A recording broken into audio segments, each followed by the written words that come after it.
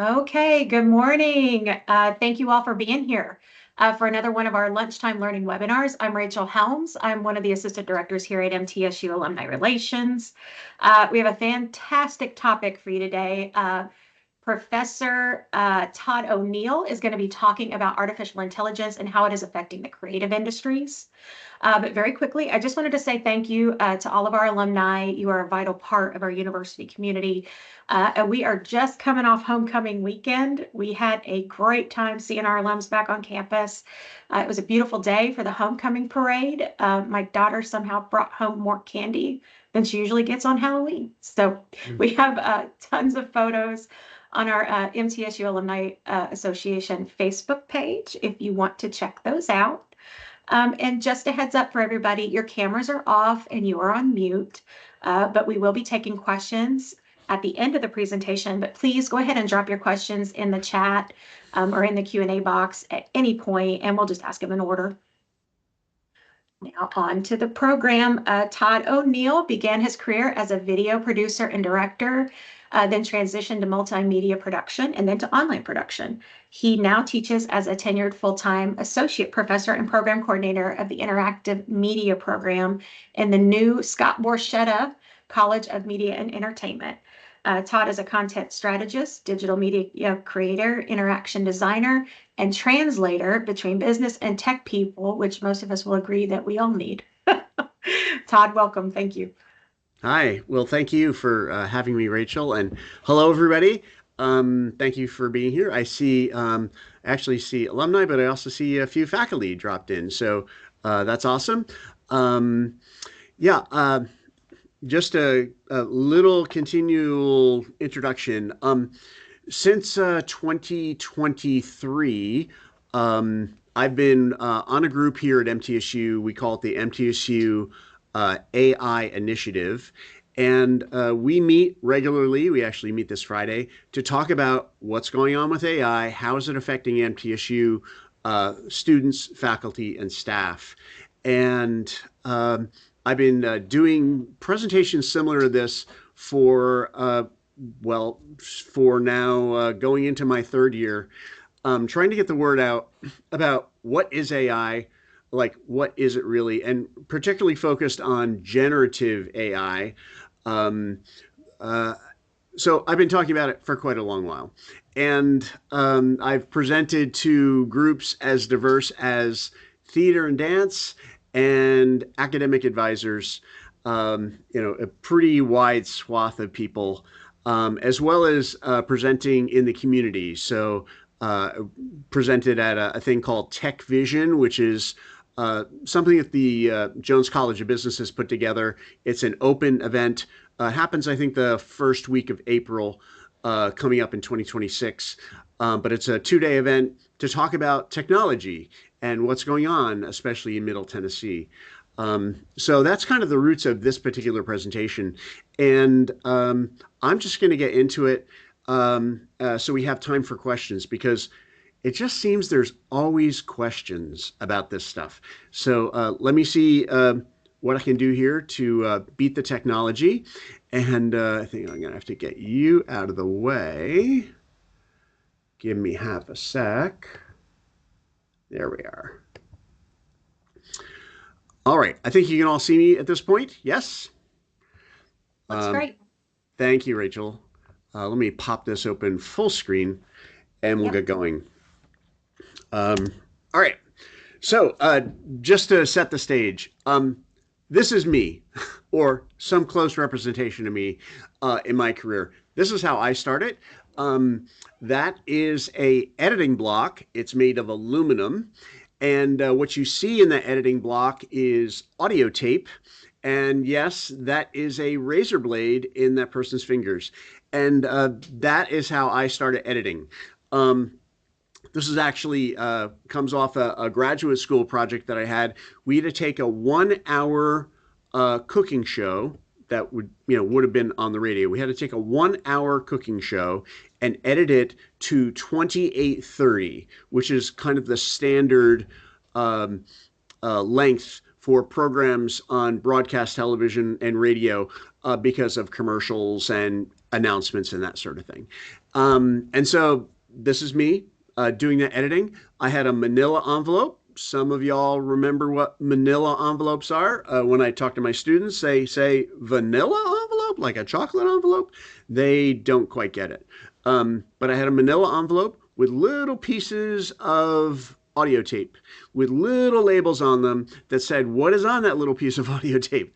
So I took out all the ums and ahs and that sort of thing, but also all like the stuff that the chef would, wander around talking about the background of this ingredient or that ingredient. And yeah, I think I got it actually to 28:31. I couldn't figure out where to get that extra second from. So this is how I started. And then I moved into this world. This is the video cassette recorder.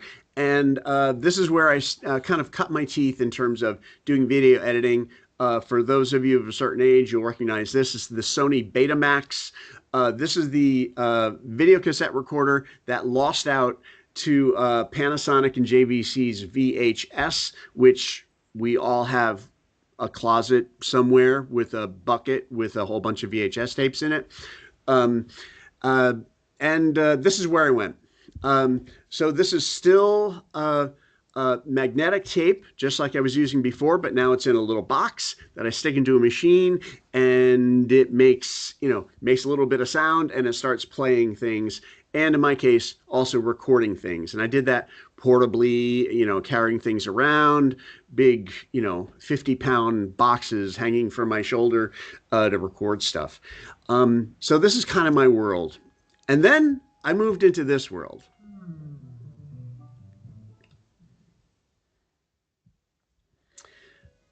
Yeah, that video, actually, what you're seeing, that's not a mistake. That is actually 160 by 120 pixels big. I'm going to pop out of that. See if I can pause it. Will it pause it? No, it won't. Whoa, I totally escaped. Sorry, we'll get back there.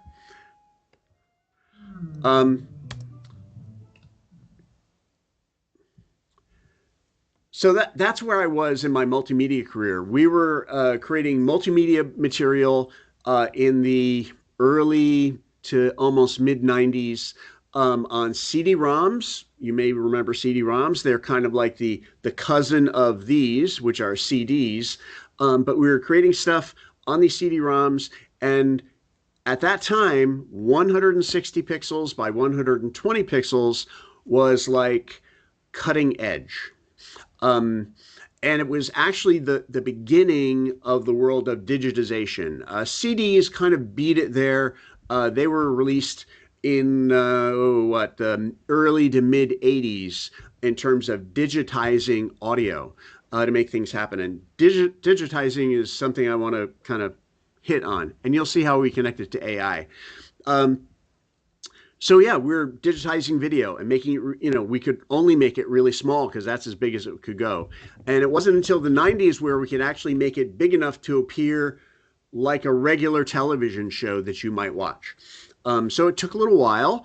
We got to this world, DVDs. That little tiny image you saw, that little tiny video, eventually evolved into what we could show within a DVD. High quality. You may have heard the words 2K.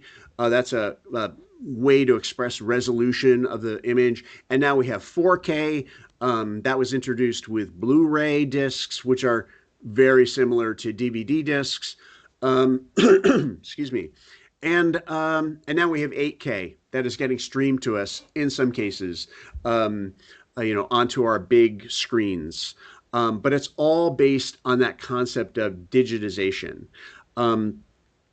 Digitization probably took to really like hit the mainstream or like really take a hard foothold. Probably, I'm going to say 10 to 15 years. And then this happened. This happened kind of along the way with digitization. This is the internet, actually. This is a map of the internet. Each of the little dots there, if I could zoom in on this, you would see the nodes of the internet all across the world. So we had digitization, awesome. We can now take rich media and send it over this thing, the internet.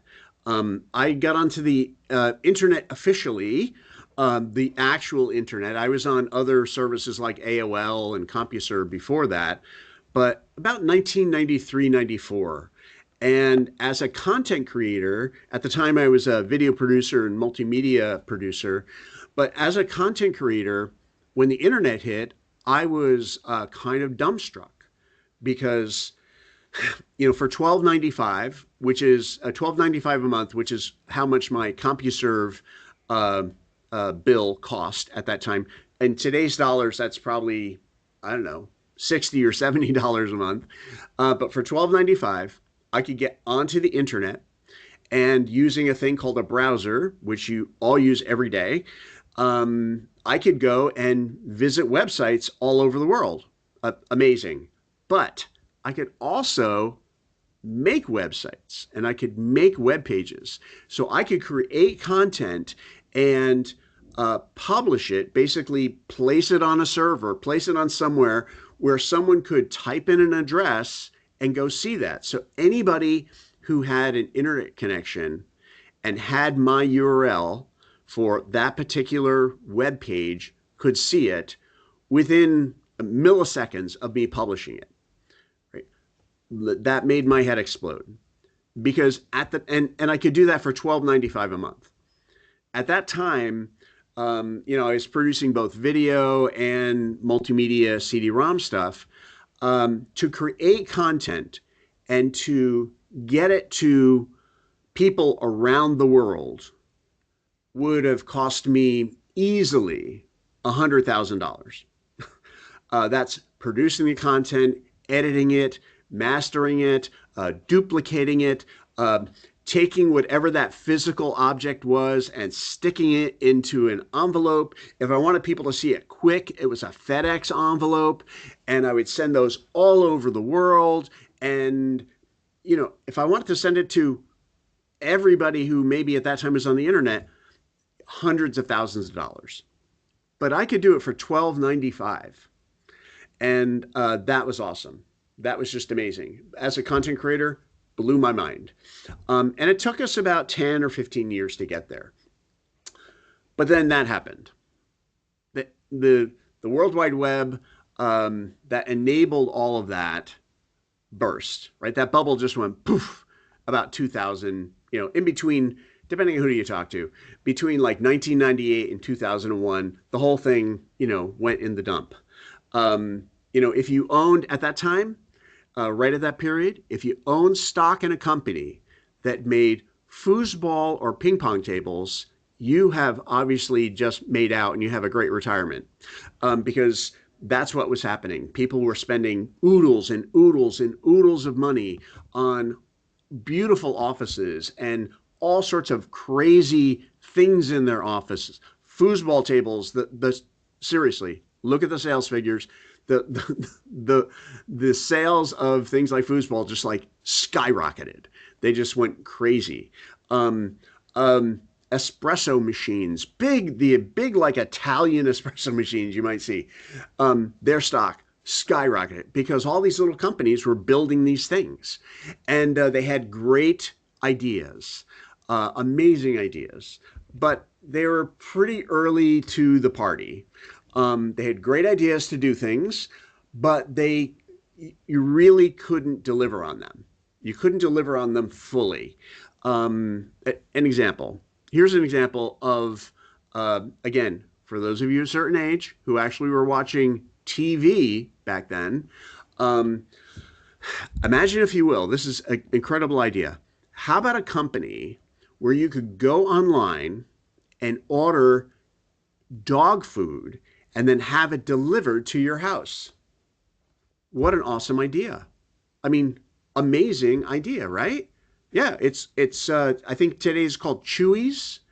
In the year 2000, it was called pets.com, and they had an awesome sock puppet mascot, and lots and lots of money was spent to do that. And yeah, you're in the dark, aren't you? I'll take you out of the dark in just a moment. Um, and so all this money was spent on things they couldn't deliver. because computers weren't fast enough. They didn't have the technology to create the right kinds of systems. They didn't have a way to connect websites in a secure manner to credit card payments. All these little bits of technology didn't exist. And so that bubble burst, right? They were early to the party. They had a cool idea, but they couldn't execute fully on the idea. This is the world I grew up in. I grew up in a world of standards, things that, like, this is how we do that, right? Examples, measurement standards. We here in the United States, we buy gasoline by the gallon, and it's paid per gallon using a decimal based currency system. Those are both standards, and these are some of the technical standards that were out there. NTSC is or was the television standard for the United States starting back in the 1940s. MPEG is what you use actually today to watch things on Netflix or Amazon or Hulu. That technology started in the early 90s. That's what that little image was that I was showing you. It's a little MPEG encoded thing, a standard that was created by this group, actually. It's called the Motion Picture Experts Group. So we had a standard. TCP IP. This is the thing that enables the internet. It's called Transport Control Protocol / Internet Protocol. This is what everything on the internet runs on, like every single thing. Streaming video, your email, websites, all of it. And then W3C is not really a standard, but it's a standard making body that decides, like, here's how the World Wide Web will work. This is, we are going to decide what the foundation for things are, right? So we had these standards, and it was awesome. You knew, like, what the rules were and how to play and what to do. And these were released publicly. They were open source. Everybody knew what the standard was. Everybody could figure it out. AI, standards, whatever. We don't need that. Yeah. But AI does have principles. And again, created by a esteemed standards setting organization, the Association for Computing Machinery.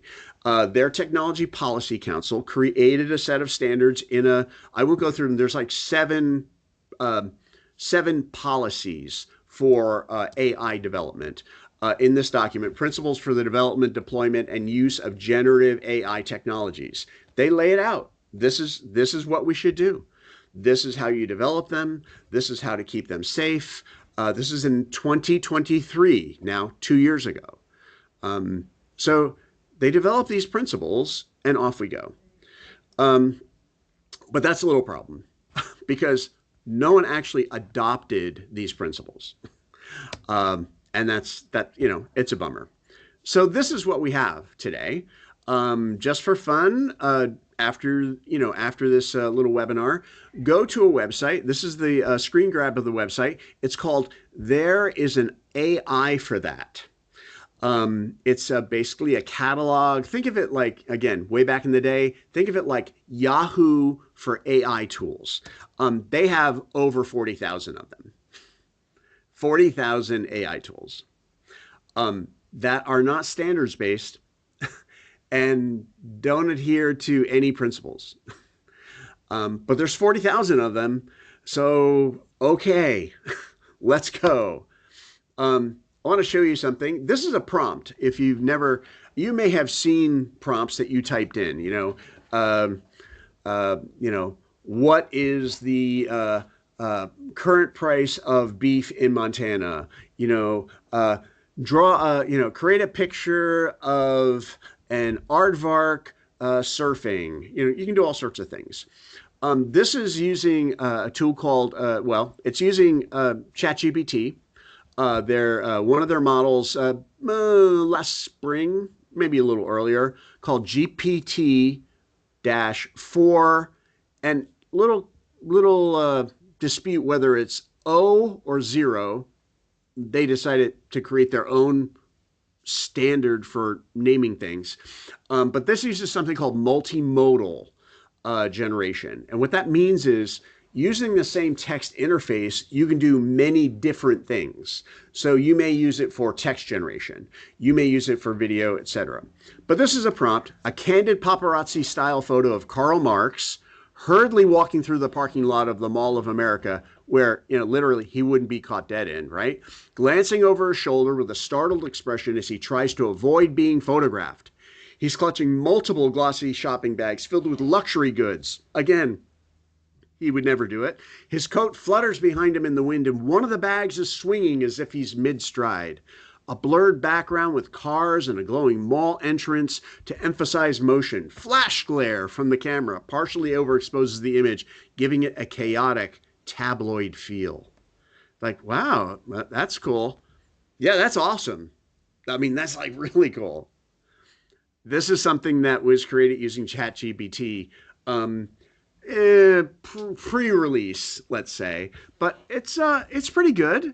It doesn't have some of the markers of some AI image generation. For example, one of the early markers was typically, for whatever reason, the image generation tools thought that humans had 5 fingers and a thumb. So Carl only has 4 fingers and a thumb on both hands. So that's awesome.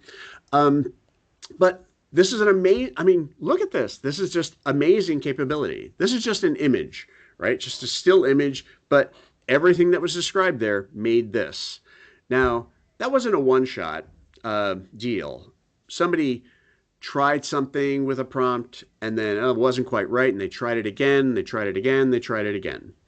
But they eventually got this. And that's awesome. Number one, Karl Marx has passed from this earth.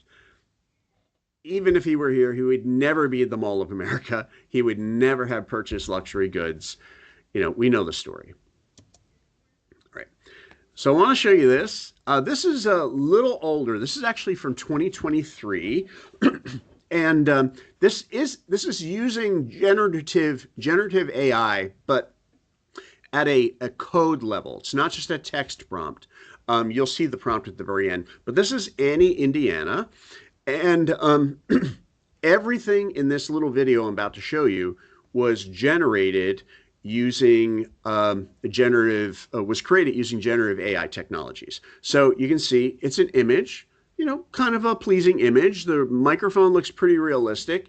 She doesn't quite look realistic, but she's close. But she sings a song. It has a melody. It has words.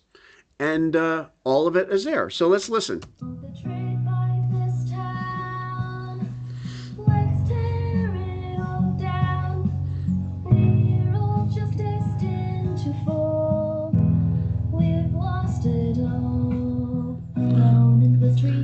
So this is the waveform for the song, multiple tracks of her singing with the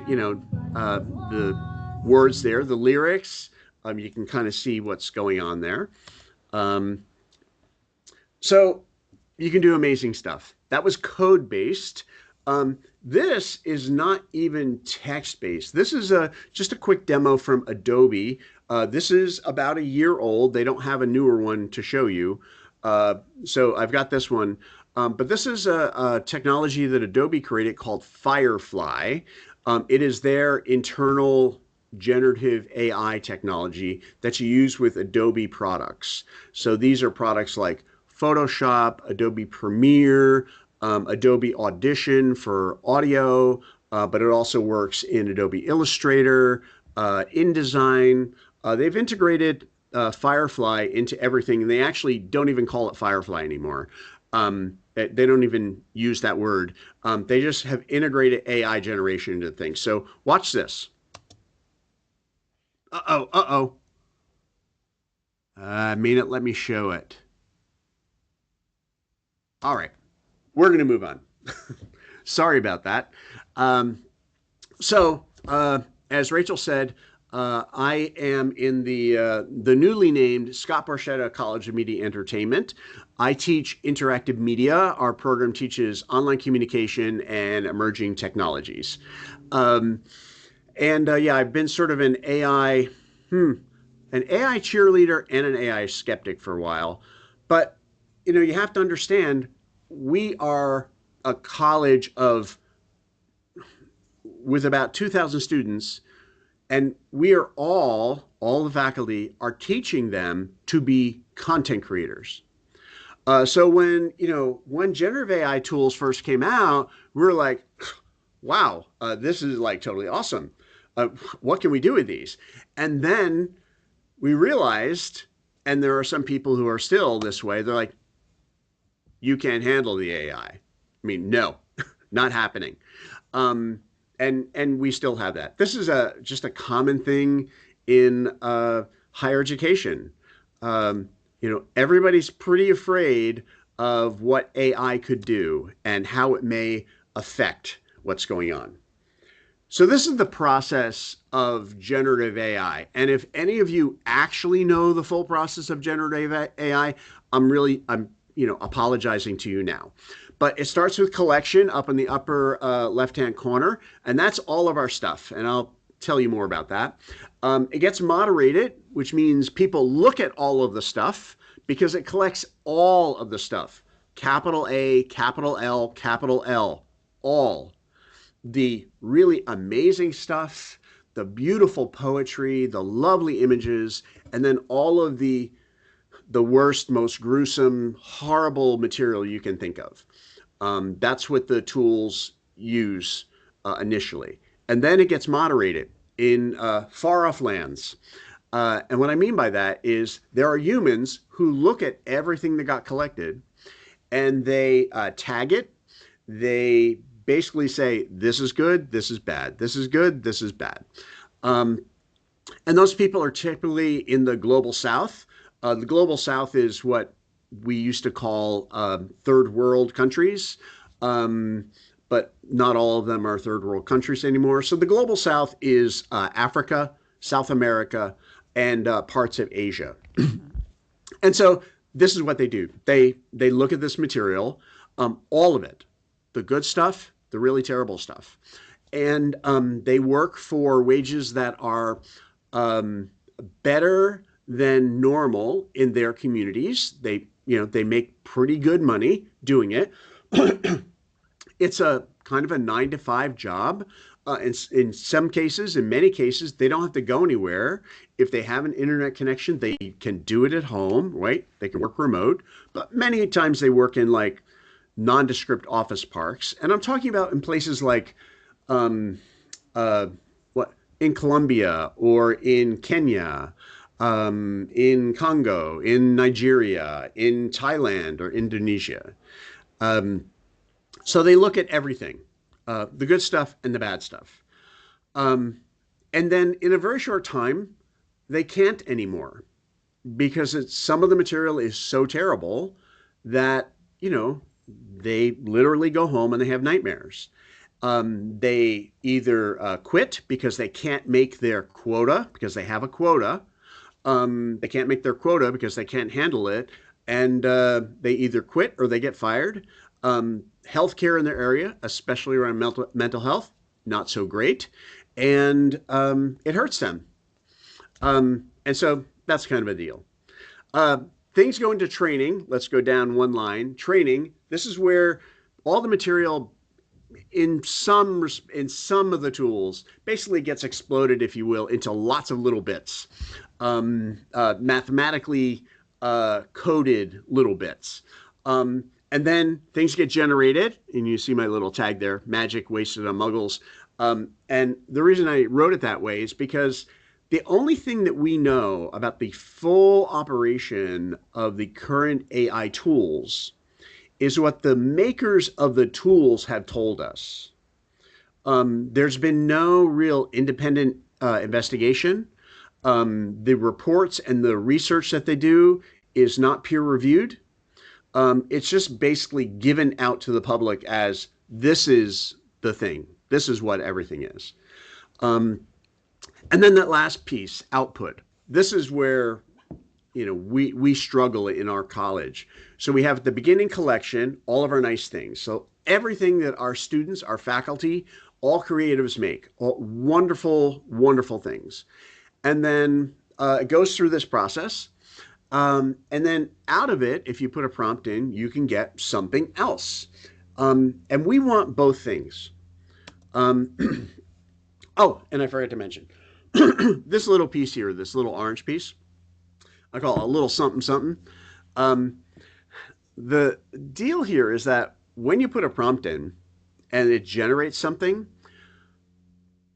it's important to understand that the tools that we're using are all experiments, that they are pre 1.0 versions. Every single tool is at best 0.9, but more likely and closer to zero point 0.8, zero point 0.7. In some cases, they do some things really well. And very often in the same tool, they do something else really poorly. And so, in order for material to come back that would be acceptable to the human who entered the prompt, there's modifications made to the training data, or I'm sorry, there's modifications made to the response to clean it up.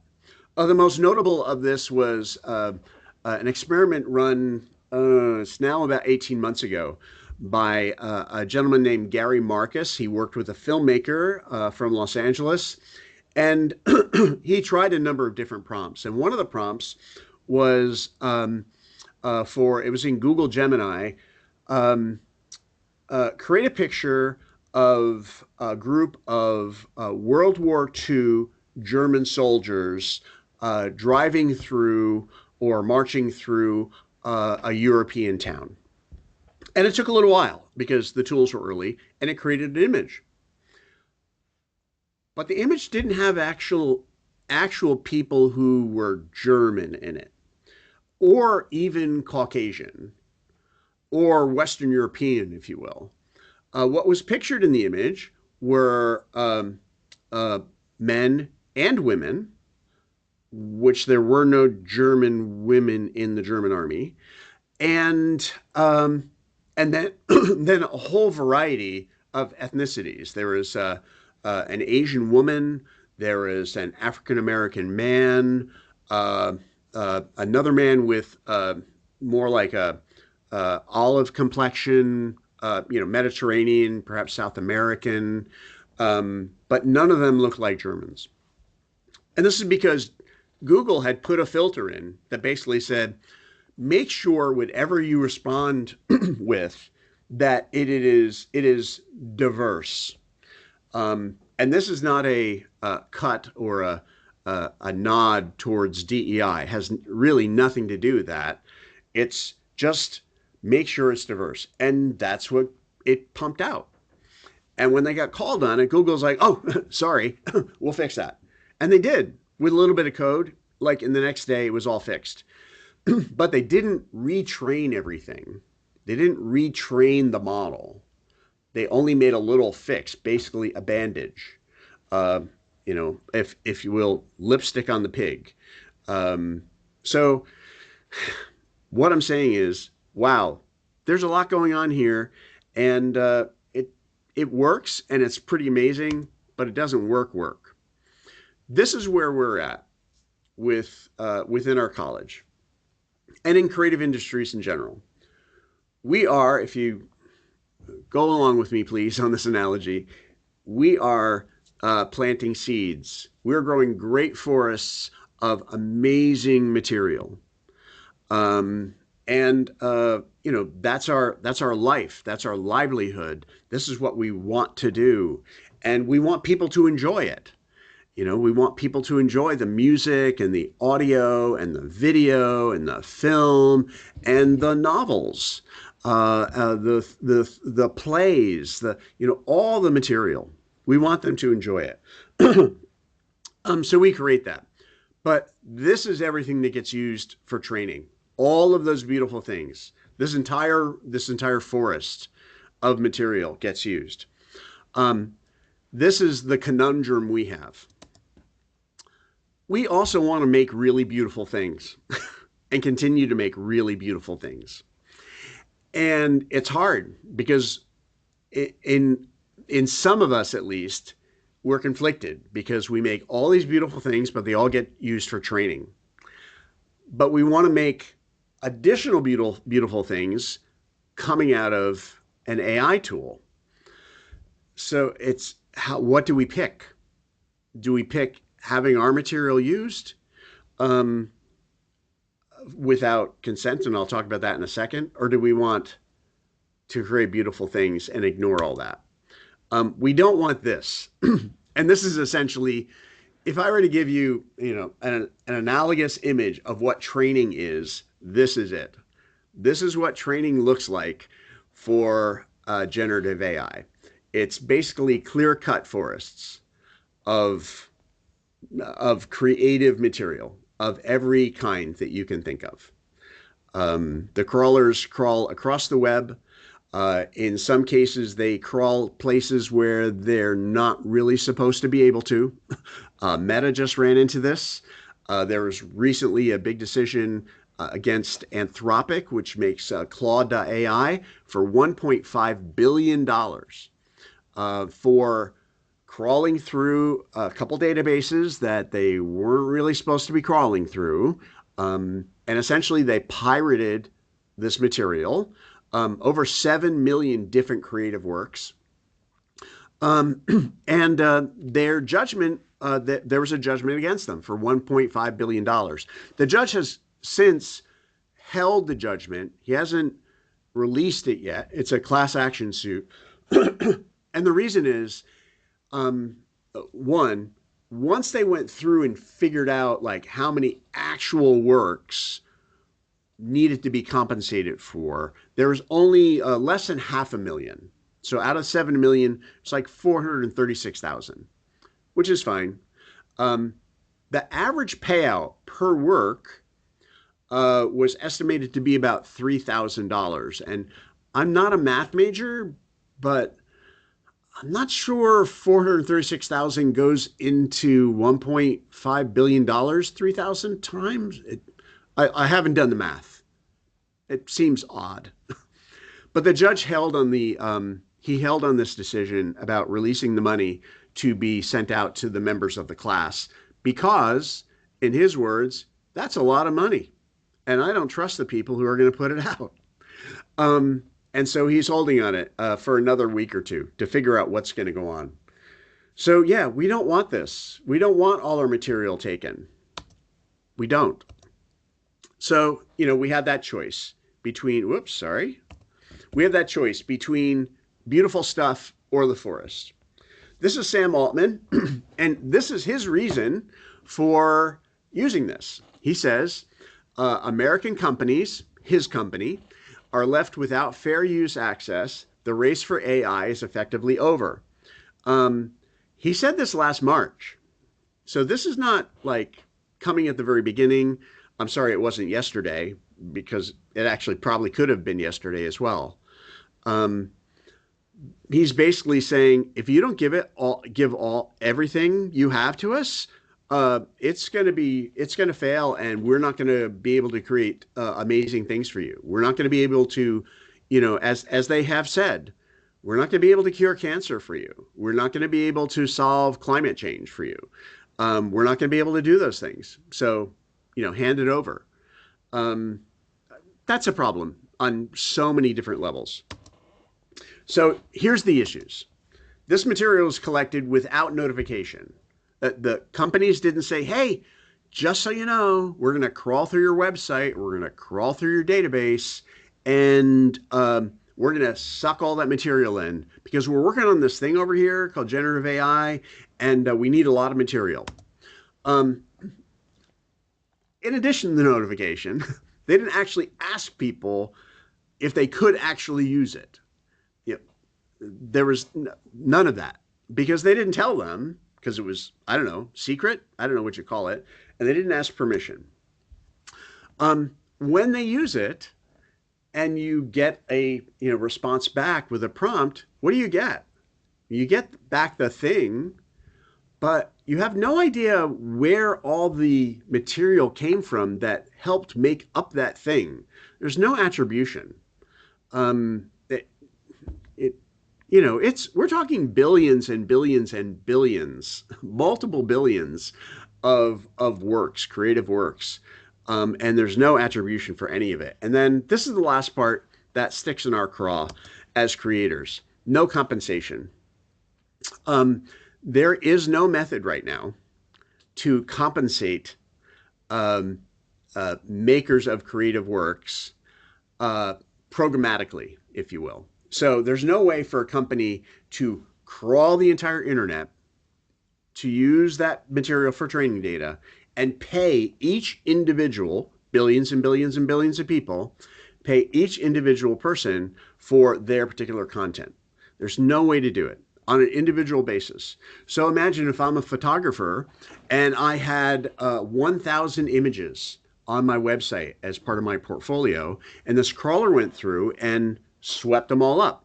Now, I, as a photographer, I sell those images for stock, for art, for magazines. I mean, this is how I make my living.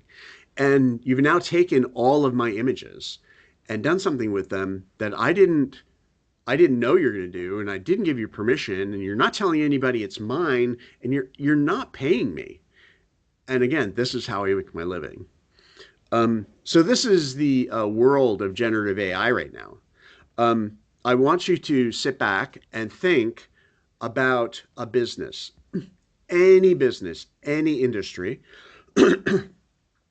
and think what other industry could go and take all the raw materials to create their product without telling anybody. So essentially, like without notification, without permission, in many circles, you'd think of that as like burglary, at least. Um, so go and take all that material. Um, in some cases, not even know where it all came from. You're just sweeping it up. You don't care where it comes from. You're just getting it all. And you're not going to pay anybody for it. And then you release a product and then you charge people a monthly fee to use the product, which, as I said earlier, is not a 1.0 version. Um, the large companies have taken this off of their websites, but until about a year, 18 months ago, I know in the case of Anthropic's Claude, at the very bottom of the main page, it said that this is an experiment. It used those words. They haven't gotten better. They're not out of the experimental stage. Um, so we're actually, in some cases, paying money for an experiment with material stolen from people all over. Um, I can't think of another business that would be allowed to operate. I, I, I can't even imagine all the different kinds of criminal issues that are involved, not even to talk about the civil legal issues. So here's an example of like their approach to things. This is a woman called Mira Murati. And Mira was the CEO, CTO, Chief Technical Officer of OpenAI.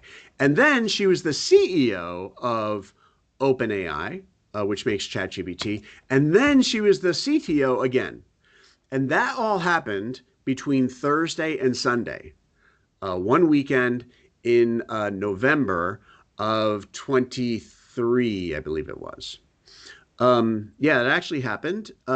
Sam Altman, who's the CEO of OpenAI currently, the board didn't like what he was doing, and they kicked him out. And they promoted Mira to be the CEO. That was on Thursday. She was CEO on Friday and Saturday. And on Saturday, Sam Altman and a lot of his technical people were supposedly, at least, hired by Microsoft, which was a large investor in OpenAI, hired by Microsoft to develop their AI capability. And then I guess there was a conversation had. And then on Sunday, Sam Altman was reinstalled as CEO and Mira was demoted to CTO of OpenAI.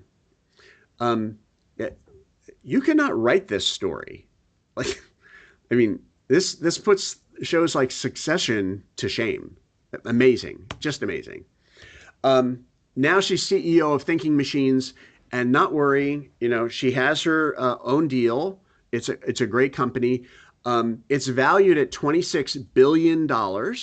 That's the current valuation, and they have no product whatsoever. Pretty cool. There was an interview in March of 2024 with Mir Murati when OpenAI released their Sora video generator. And the interviewer from the Wall Street Journal, you can look this up, from the Wall Street Journal, asked Ms. Murati, what did you use to train Sora? And Mira's reply was, we used public domain and publicly available material. And, chat. The Wall Street Journal reporter asked her again, what did you use to train it, though? We used public domain and publicly available material. And on the third ask, after the reporter asked, what did you use to train Sora? This is the face that Mira Murati made before she answered. You can kind of see that's like not her natural, like, resting face. She didn't know what to say. She knew she had to repeat that line, but she had to figure it out. And so it's not necessarily known. Google's not happy with it, but it appears that OpenAI crawled all of YouTube using multiple IDs to get in. Basically, they created YouTube accounts and swept up everything they possibly could get to create their tool. OpenAI or Gemini also has, or Google Gemini also has a video generator, which they also use YouTube. But look at their terms and conditions or their terms of service, and you'll see why. Right now, in the United States, there are more than 30 AI copyright lawsuits going on at the federal level. We're not even at the state level, at the federal level.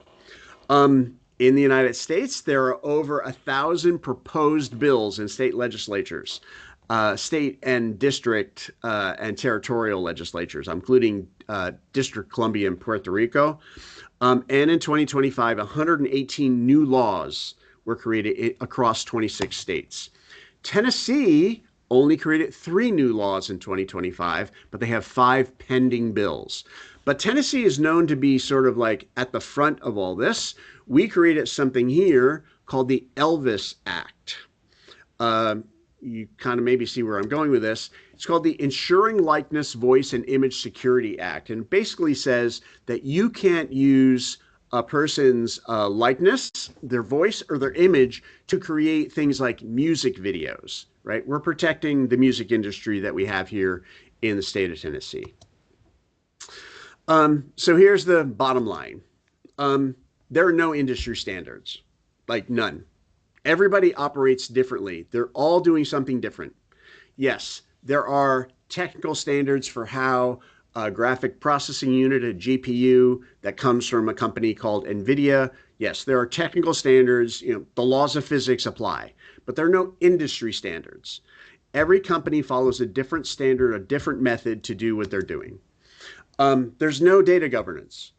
This basically means that they collect everything, and they don't care who the owner is, and they have no way, according to them, they have no way to extract your material out of the training data once it's in the training data.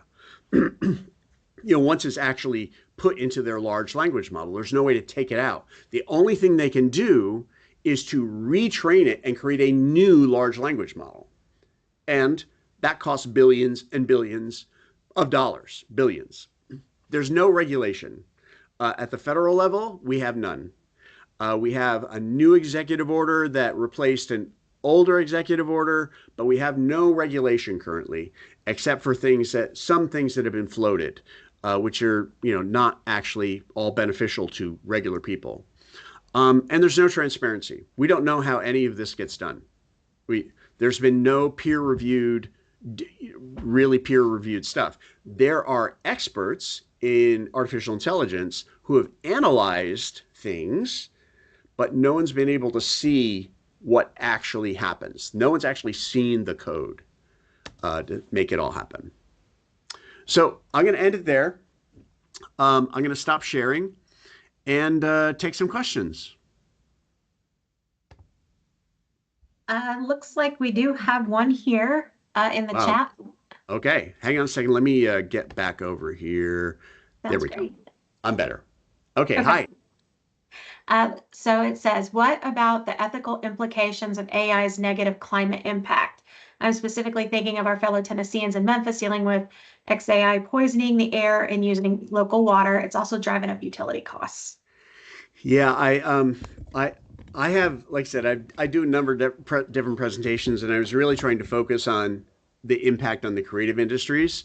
But yeah, when we start talking about the impact of the current batch of AI technology, AI tools, yeah, there's a tremendous impact. Um, there's a reason why X located their XAI data center in Memphis. Memphis has a great aquifer and has really good water. The people in Memphis love their water. It's known in Tennessee to be good water, like it tastes good. Also, um, if you're familiar with the geography, I've actually been past where that data center is. About 6 or 7 years ago, there's a small state park there with a campsite. It's beautiful. It's right on the Mississippi River. When you need water for these large data centers to cool them, you may have children, or you may yourself, maybe you or your children, your grandchildren, if they have a gaming system, a gaming computer, air cooling it is not enough. You can't just put a fan on it to cool it down. So the best way, like the top end, is you actually in your house, like in your den where your gaming computer is, you water cool it. Use water to cool it. And that's what these data centers do. All of the think of the computers, they're called blade computers. They're all about that big, right? So if you can kind of see how big that is. And they're in a rack that stands about 6 or 7 feet tall. There's a row of them. Let's say there's 10 in a row. That rack holds 10. So every big rack holds 100, right? There are data centers being built. This is going to sound like I'm a crazy person, but this is real. Microsoft is building a data center that I actually read this that is the size of Manhattan, and not Manhattan, Kansas, Manhattan, New York. One building the size of Manhattan, and it has racks and racks and racks, of these 100 each of computers in them, and yeah, they got to get cooled. And the Musk plant, I'm sorry, the XAI data center in Memphis does not have any cooling towers on it. If you've driven out the 40 past any of the big power stations out there in the east, you've seen the big cement cooling towers with like steam coming out of the top. That's cooling the water coming off of the generators there. There are no cooling towers there. Um, so that means they're taking the water out and they're either putting the warm water, and I don't know how warm it is, but it's warm. It's much warmer than it was when it came out. And they're either pumping the warm water back into the aquifer or they're pumping it just straight into the Mississippi River. That would be the easiest. You just run a pipe out to the river. Um, if any of you are fishermen, you know that you don't fish downstream of a power plant because fish don't live in warm water unless you're in the Caribbean, and that's not what we have here. So you always fish upstream because that's where the good fish, that's where the fish will be, because down below they have died. That's not their environment. That's just the water side. On the electricity side, it's almost as bad. Now, there's a lot of talk, and you probably have heard the reporting that yes, these processors are getting more and more efficient, and the chips are getting more efficient, and everything's getting better. And it is. I'll give you an example. In the country of Ireland, Ireland is the home for most U.S. Multinationals. That's where the European headquarters are, and that's where their European data centers are. This is before they even touch AI. This is just how Facebook works in in Europe. There's a data center in Ireland that runs it. Um, in Ireland, they use 20% of the Irish electrical grid for just their Meta, their Facebook, like iCloud data centers. They have not even moved in AI data centers yet. And that country is actually a little concerned because they don't want to lose any more of their grid, and they have no way to create more energy. They don't have atomic energy in Ireland, so it's all oil or natural gas. They have a lot of renewables as well.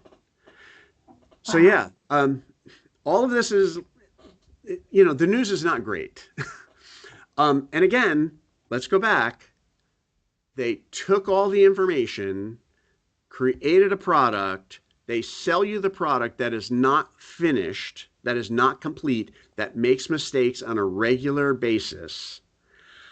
Um, you're paying for it, and they tell you everything's going to be fine, except we will use your water and we are going to use your grid. The reason that XAI uses natural gas generators in Memphis is frankly because TVA won't connect them to the grid.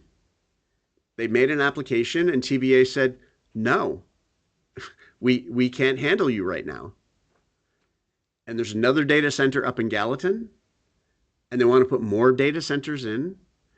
Um, this, yeah, it's crazy. Now, here's my thing. I think this technology is the most remarkable thing ever. Like, oh, I can't tell you enough.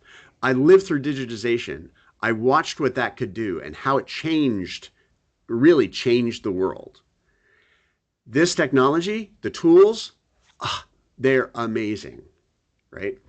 But I experimented with 160 by 120 video in the early days of digitization. I experimented. I wasn't releasing it to the public. It was too small. What do we do now? I've got tools that aren't great. Ethically, not even, I don't even call it ethically. Ecologically, not great. Ethically, not great. And that's just being generous. There's some serious questions that we all have to address. Every single one of us. We've all been using AI for a long, long time.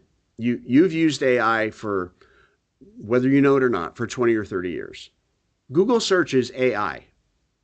Your reservation on American Airlines is AI.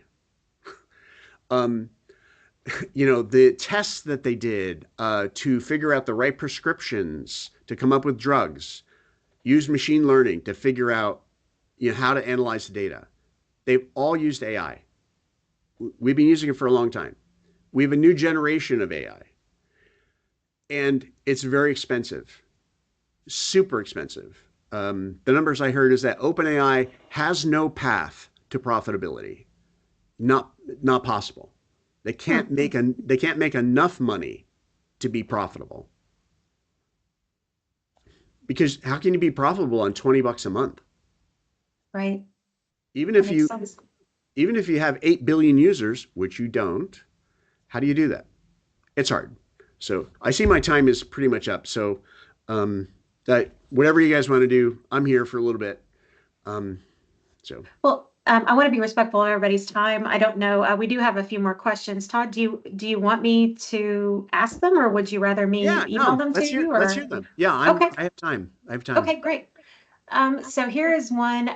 We had a couple of questions about MTSU and their AI policies.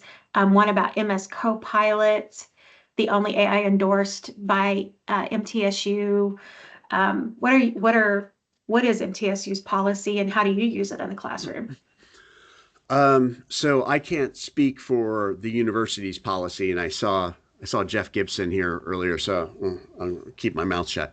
Um, but no, I really can't speak for MTSU as the university about what we're doing. I was on a committee to pass an official policy for us around teaching and assignments. It's one of our new policies, and basically it says instructors can uh, use their own judgment about how they want to allow the use of artificial intelligence technologies in their classroom. That they set their own policies. We don't have a university policy, for example.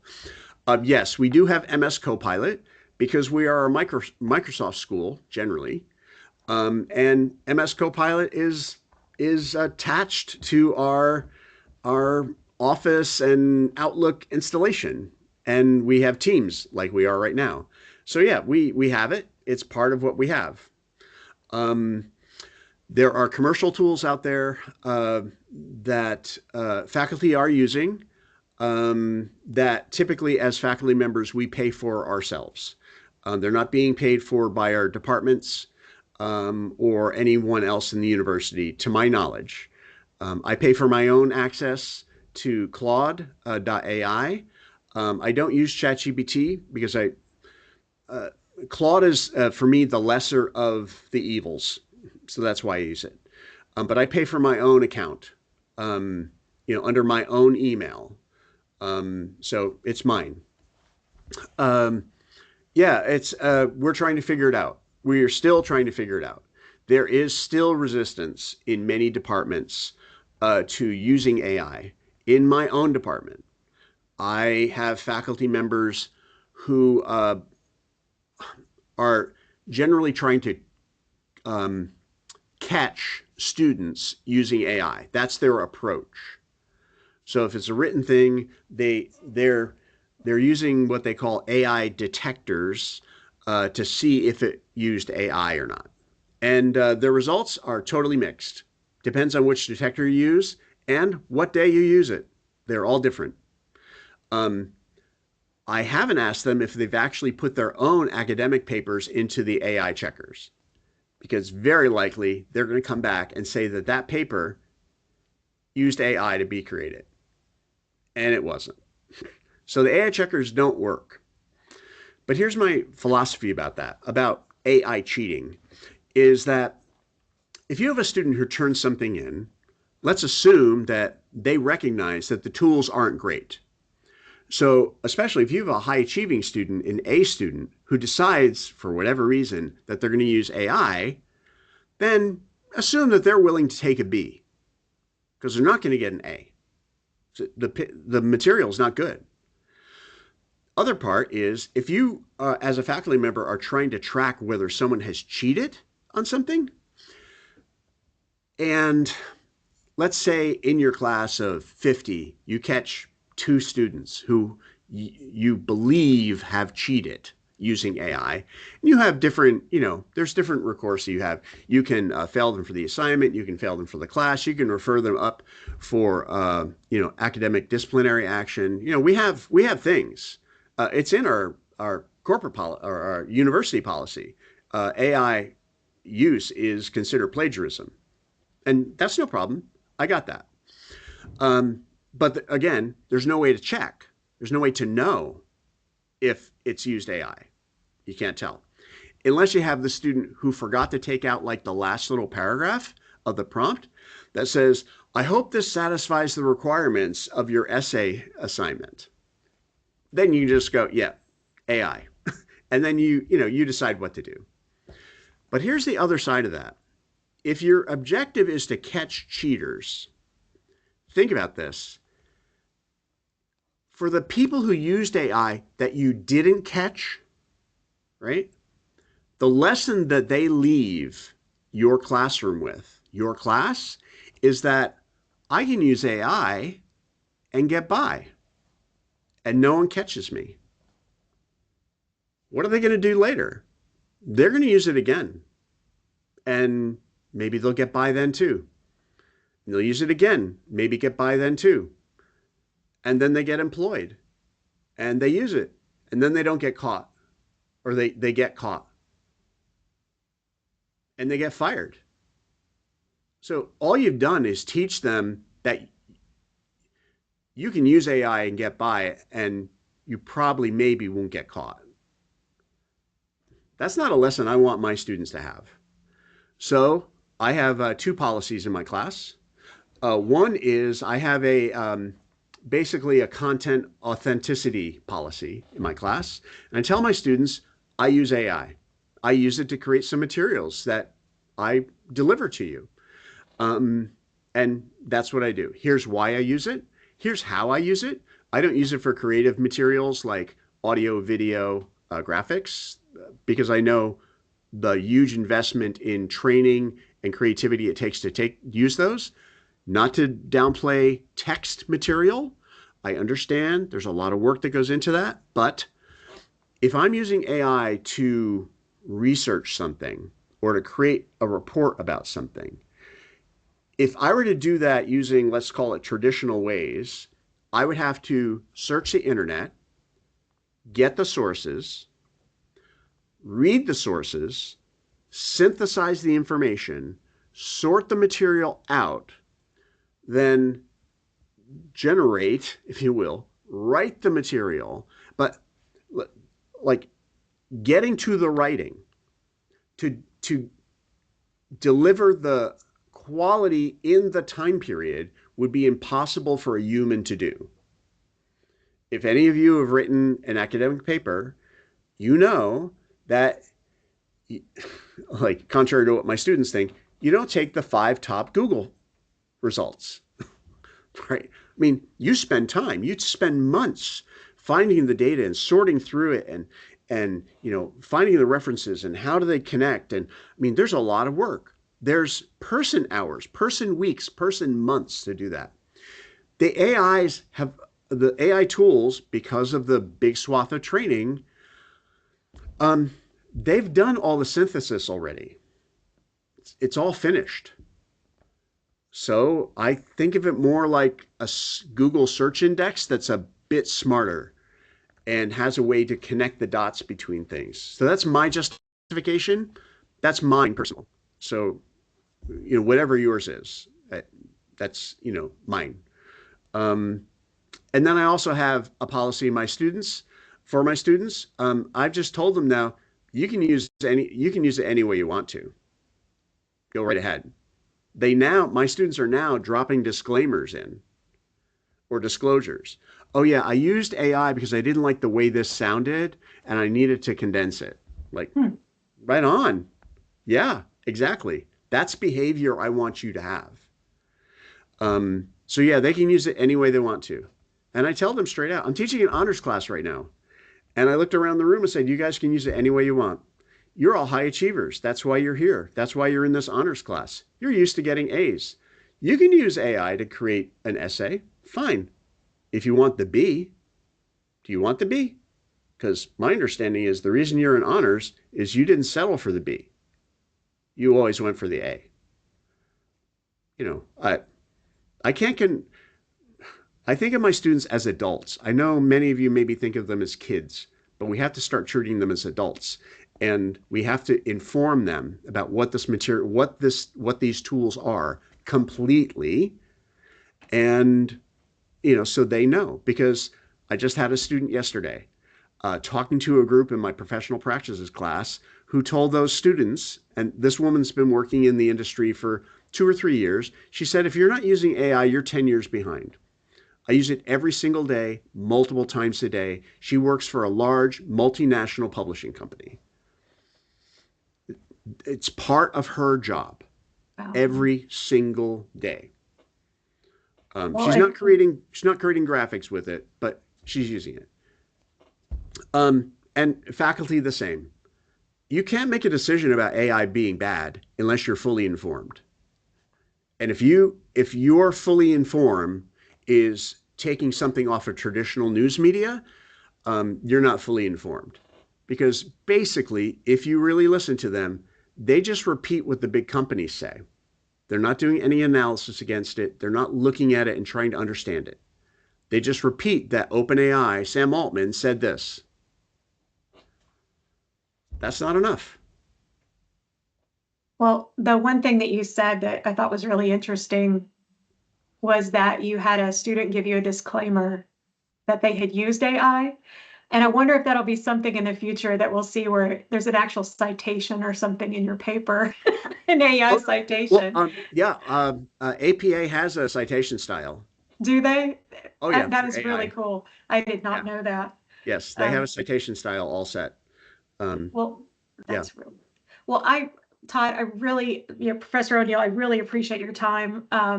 Thank We you. have gone over a good 10 minutes, so I want to be respectful of everybody's time. However, I'm sorry we didn't get to all the questions, but maybe we can have you back next semester. That'd be And great. And if you want, my email is really easy. It's todd.o'neill. That's two D's and two L's at mtsu.edu. Just send me an email. I may not get to you like the next second.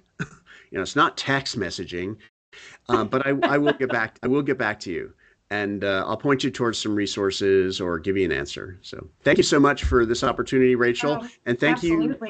for all of you for being here. I really appreciate it. Well, I can't wait to play on there is an AI for that website.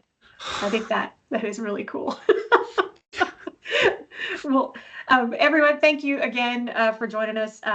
Just so you know, the Alumni Association, we still have some discounted tickets left for our Lucky Lad Farms outing this Saturday. If you're interested, just go to mtalumni.com for more information. And we have True Blue recruitment tours that are in full swing. So if you're interested in volunteering an hour or two of your time to talk to our prospective students and their families, just let us know. You can email us at alumnioffice@mtsu.edu. Okay, Professor O'Neill, thank you again. And everybody Thank have a good you. afternoon, okay? Alrighty. Bye bye, Okay, thank you. everybody.